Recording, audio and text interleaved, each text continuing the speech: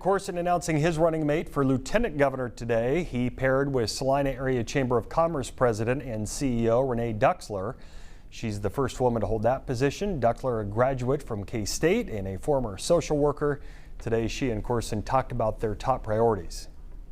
I think I have learned, and Ethan, again, on the campaign trail, has heard from Kansans that health care is a top priority. Certainly the access to health care. We have the challenge of our rural hospitals closing down or being in danger of closing down.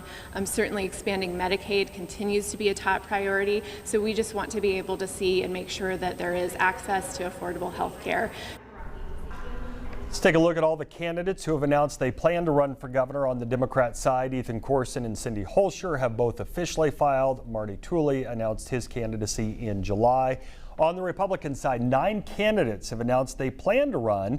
Those include Senate President Ty Masterson and Secretary of State Scott Schwab, Kansas Insurance Commissioner Vicki Schmidt, and former Governor Jeff Colyer.